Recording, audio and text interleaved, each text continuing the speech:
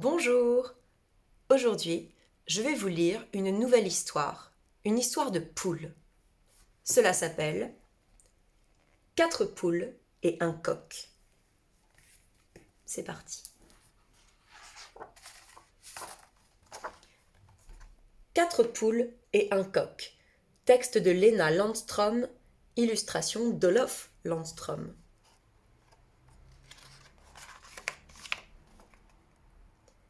Quatre poules vivaient dans un poulailler. Une brune, une beige, une blanche et une rousse.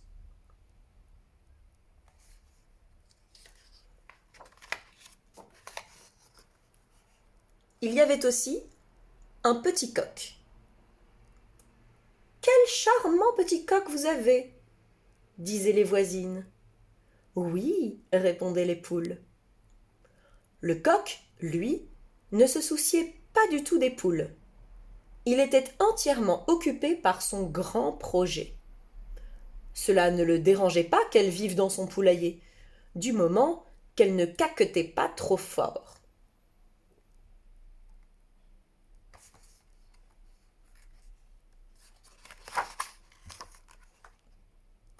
Chaque jour, la nourriture était servie dans une grande mangeoire.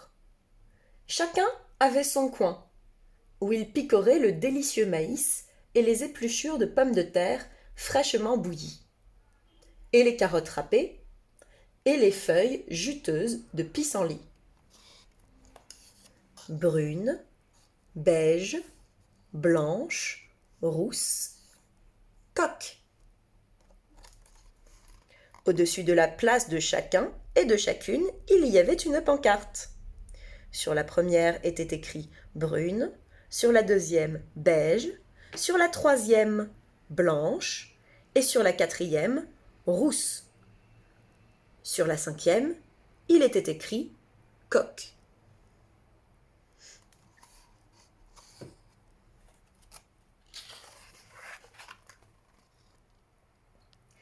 Mais les poules trouvaient que le coin de mangeoire du coq était vraiment grand et leur coin à elles vraiment petit. Elles caquetaient entre elles à ce sujet, tout bas, pour ne pas déranger le coq. Ne s'apercevait-il pas qu'il avait beaucoup plus à manger qu'elle? Se fâcherait-il si elle lui posait la question? Un jour que la nourriture avait été moins copieuse, les 4 poules décidèrent de courir le risque. Elles s'approchèrent timidement du coq, qui était penché sur ses plans. Excuse-nous, commença la poule brune avec précaution. Nous pensons que... Les poules ne sont pas censées penser, hurla le coq. C'est moi qui pense ici, ajouta-t-il en s'étranglant de rage. Les poules n'avaient jamais vu le coq si en colère.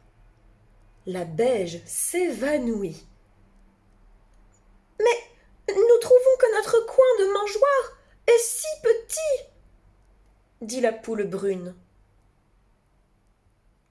Le coq s'en alla à grands pas.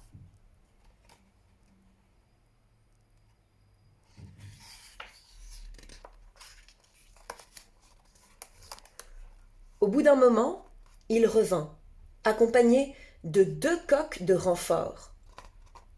Les plumes hérissées, ils se plantèrent devant la poule brune et hurlèrent en même temps un cocorico si puissant qu'elle en eut les oreilles transpercées. Les autres poules se jetèrent sur le sol en disant « Nous ne pensons rien, nous ferons exactement ce que vous voudrez, comme vous voudrez. » Cela plut au petit coq. Il retourna à grands pas à ses affaires, et les renforts retournèrent chez eux.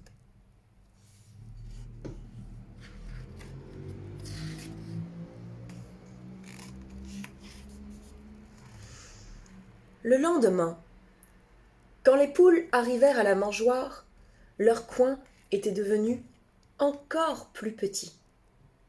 Le coq avait mis de nouvelles pancartes sur lesquelles il avait écrit « Privé, c'est à moi » et « Défense d'approcher ». Il était si occupé par sa nouvelle tâche qu'il n'avait plus le temps de manger. À présent, tout ce qui lui importait, c'était de pousser de grands cocorico à travers tout le poulailler pour y faire régner l'ordre. Il n'avait même plus le temps de s'occuper de son grand projet. À moi, privé. Défense d'approcher. À moi, privé.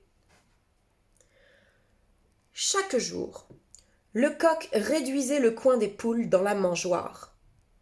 Au bout de quelques jours, leur coin était si petit qu'elles ne pouvaient pas toutes y tenir en même temps et devaient manger chacune leur tour le peu de nourriture qui leur restait.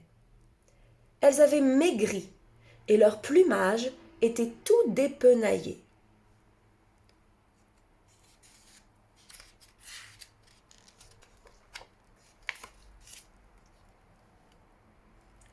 La nuit, les poules se mirent à faire des rêves étranges.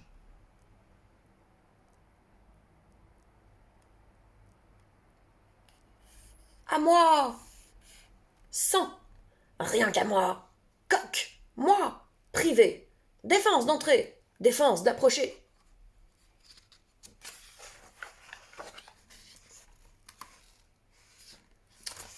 Finalement, la blanche, qui était l'aînée, déclara « Ça ne peut plus durer. Il faut que nous fassions quelque chose. Nous devons prendre des cours. » Les poules descendirent de l'autobus sur leurs pattes chancelantes. La monitrice leur offrit du grain concentré et des boissons énergétiques.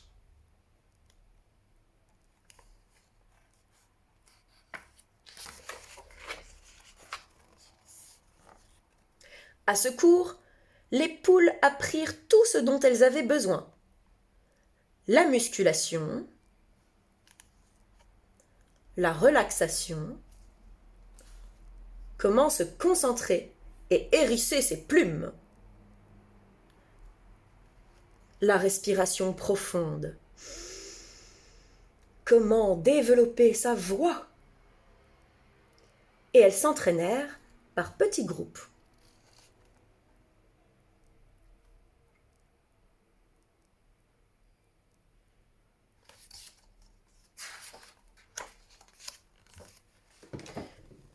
Quand les 4 poules revinrent au poulailler, le coq était encore occupé à de nouvelles pancartes. « On respire profondément » murmura la beige. Et toutes les 4 inspirèrent en gonflant le ventre au maximum. « On hérisse les plumes » murmura la blanche. Et toutes les 4 hérissèrent leurs plumes. « On se concentre » murmura la rousse. Et toutes en même temps, de leur toute nouvelle grosse voix, les 4 poules dirent « Nous voulons l'égalité !»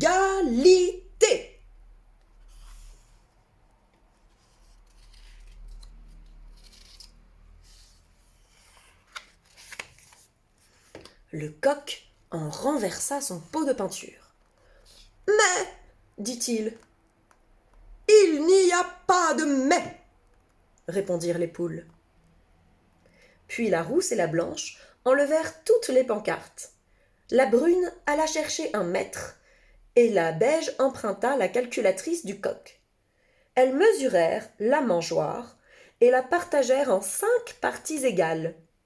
Une pour la brune, une pour la beige, une pour la blanche, une pour la rousse et une pour le coq.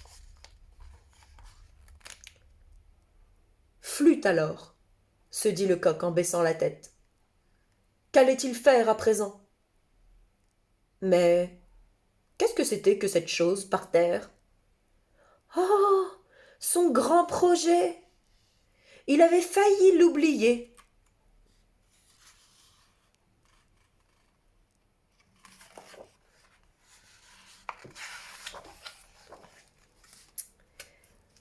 soleil brillait sur le poulailler. Les poules caquetaient de leur belle nouvelle voix. Et le coq travaillait à son grand projet. Il avait du pain sur la planche.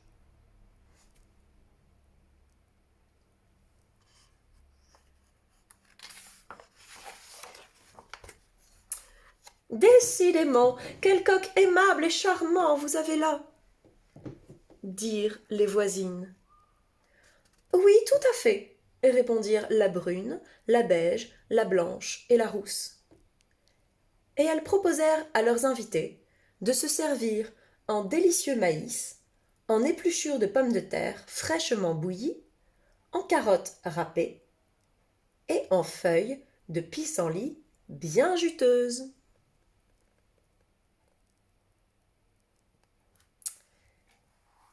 C'était l'histoire 4 poules et un coq.